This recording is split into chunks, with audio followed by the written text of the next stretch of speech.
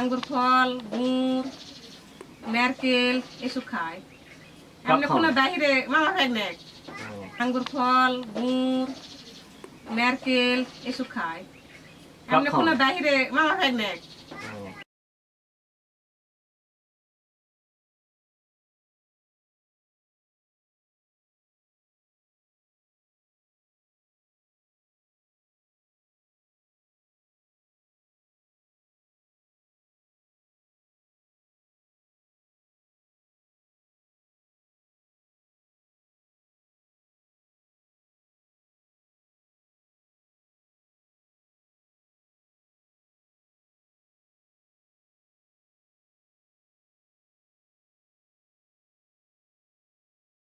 দুইটা মা ভাগ্নাই গরু আমাদের, আরো এদের মা আছে, খালা আছে, ফুবু আছে।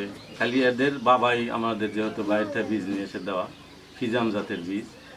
তে যখনই হইলো তখনই থেকে আমার ভিতরে একটা পরিকল্পনা যে কি পরিমাণ বড় হয়। তখন থেকে পালন করতেছি, নিজের সন্তানের যেভাবে লালন পালন করা হয় সেভাবে পালন করি। দিনে 4-5 বার গোসল করানো হয়। এখন এত বড় পরিমাণ হয়ে গেছে যে আমার গোয়ালে আর ধরার মতন জায়গা নাই। এখন বেচার মন করলে গোয়াল ভাঙ্গা গরু বের করে দিতে হবে। আমরা আশা করতেছি যে ভালো ধরনের কোনো পার্টি আসলে ন্যায্য মূল্য দিলে আমরা গরুটা বেচবো। এই গরু দুটার নাম কি রাখছে? নাম রাখছি একটা রাজা, একটা বাদশা। রাজা বাদশা হওয়ার কারণে একটু হ্যাঁ, রাজা বাদশা কারণ আরে খাওয়া দাওয়া চাই চলন সব রাজা বাদশার মতো। আপনার ওই আজে বাজে আজকের খাবার কালকে দিলে আর খায় না। ডেলি ভাত রাঁধতে হবে, টাটকা টাটকা খাবার দিতে হবে। আপনার ওই যে বাইরের খাবার নিয়ে আসলে খায় না।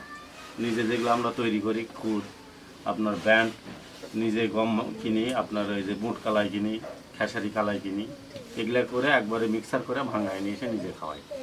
তো এই গরুগুলো আপনি কিভাবে বিক্রয় করার চিন্তা ভাবনা করছেন? বিক্রয়- বাজারে নিয়ে নাকি একটু না, বিস্তারিত বলুন। বিক্রয় করার চিন্তা করতেছি যে এগুলা গরু আমরা তো কোনো জায়গায় নিয়ে যাওয়ার আমাদের অভ্যাস নাই।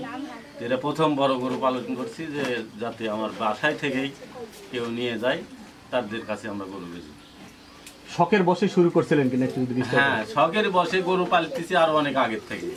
যে যখনই মামা ভাগনা গরু হয়েছে তখন সবাই বলে যে মামা ভাগনা গরু সবার কপালে হয় না, যে গরু আপনার দেখেন যে বাড়ি ভরায় দিবে। তো এটা হওয়ার পর থেকে আপনার 4টা আরো গাভী আছে, 4টাই এখন মনে করেন যে ভরা আছে। তো এখন এগুলো না বেচলেও তো জায়গা নেই। আমার তো জায়গা তো 30 লাখ টাকা হলে বেচবো দুইটা মিলে। হ্যাঁ, একসাথে ছাড়া তো বিক্রিও হবে না। মামা ভাগনা গরু আলাদা করে বেচা যাবে না। আচ্ছা, এই যে যেটা আত্রায় থানা কেউ কোনোদিন করতে পারেনি। সবাই বলে যে এত বড় এত রিস্ক কীভাবে নিতে। আমার কপালে যেটা আছে সেটা হবে। সেই থেকেই আমি যে পরিমাণ কামাই করি বেশি পরিমাণ আর কি খাওয়াই। আরে খাওয়ার আর কোনোদিন টুরিটি নাই এখনো। ওই যে আপনি কি কাজ 5-7 করেন? মন আমি ছোটোখাটো একটা ব্যবসা করি। আচ্ছা, আপনার এই যে হ্যাঁ, ভবিষ্যৎ তো পরিকল্পনা আছে। আমার গাভী আরও 4টা আছে, 4টাই গাভ আছে। তো এটা যদি ন্যায্য মূল্য পাই তাহলে তো আমি করতে আগ্রহী হবো। আর যদি দেখা যাচ্ছে এটাতেই আমি লস খাই তাহলে তো আমি আর করতে পারবো না। তো আশা আছে যাতে আমি লস না খাই সবার কাছে।